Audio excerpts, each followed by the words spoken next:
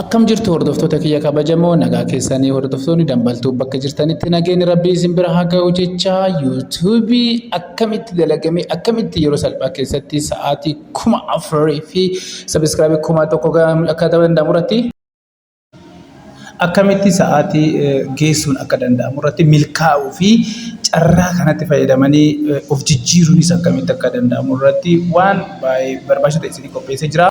Nagaa jirtu irraa bannee turre. YouTubein akka anamma badaa deebu kan an barbaadu YouTubein tartiibaan yookaan yeroodhaan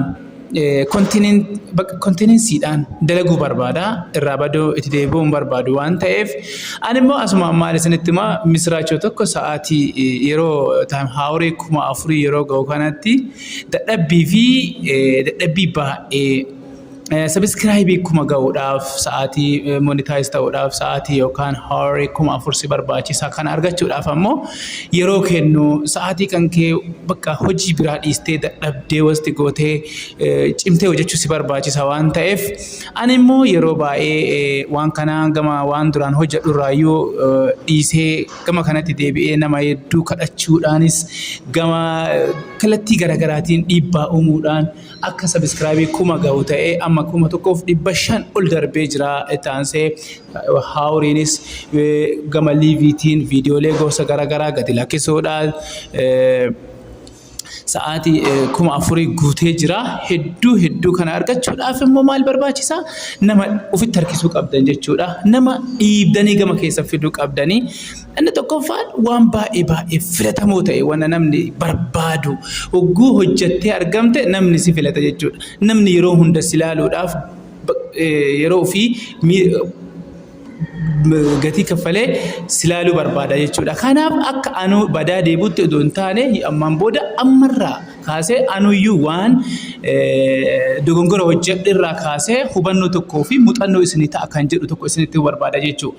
Maaliidha badaa deebuun barbaachisu irraa fagaataa deebuun barbaachisu irratti hojjennaan ammoo wanni akka yuutuubii salphaan hin jiru. Kanaaf hundi keessan konsistensiidhaan dalaguu isin barbaachisa. Meeshaan bitannee, bilbilan bitannee, maayikiin bitannee, maaliin bitannee, ringilaayitiin bitannee, qabduu bilbilaa kaan istiidiyoo qopheeffadhee maalii ta'ee kana banadhaa akkasin barbaachisu.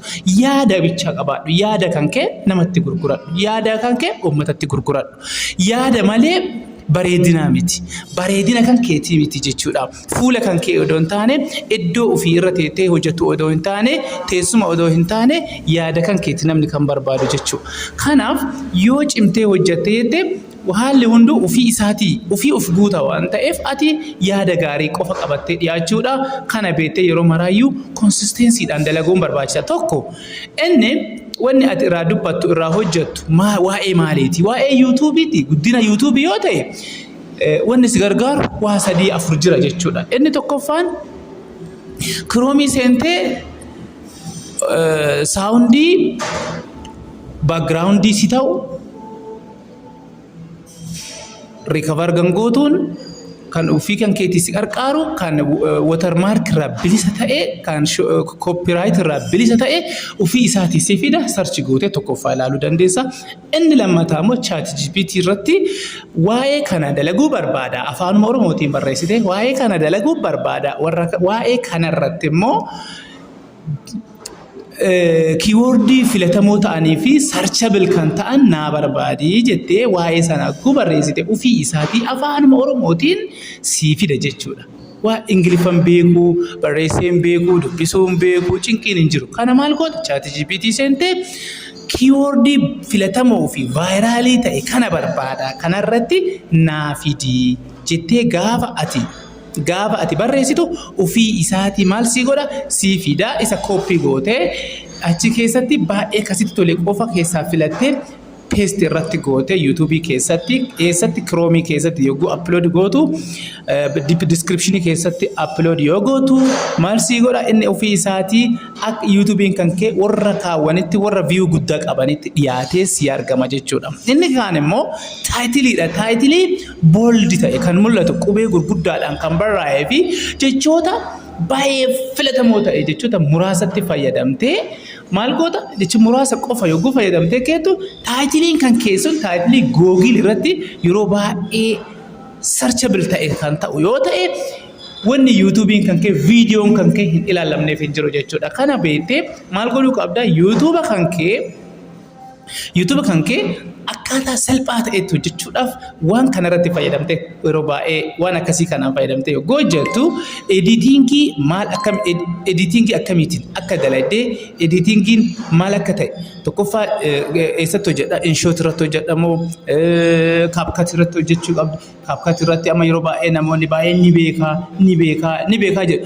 Inni YouTubeidhaaf barbaadamu adda jechuudha. YouTubein kophatti barbaada. YouTubein CapCutiin koorsii barnoota maallaqa baastee barattu koorsii onlaayinii yeroo kan kee gubdee barattu malee CapCutiin akkuma salphatti lafuma kaate wanna daqiiqatti xumurtu miti. CapCutiin shaakala tokko waa hunda caalaa barnoota guddaa sammuu keessan kan isin qaru CapCutidha. CapCutii shaakaluun waa'ee TikTokii akkamitti edit godha, YouTubeii akkamitti edit godha, Instagramii akkamitti edit godha, maal godhe weebsaayitii qabdu mara achirratti akkamitti liinki gootee Facebookii, TikTokii, Instagramii, Telegramii kan kee hunda isaatu profaayilii YouTubeii kan kee jalatti liinkii gootee akka namoonni si barbaadan kallattii maraanoo si argatanitti profaayilii kan kee jalatti YouTube kee jalatti liinkii gootee keetti taanaan namoonni akka salphatti si argatu.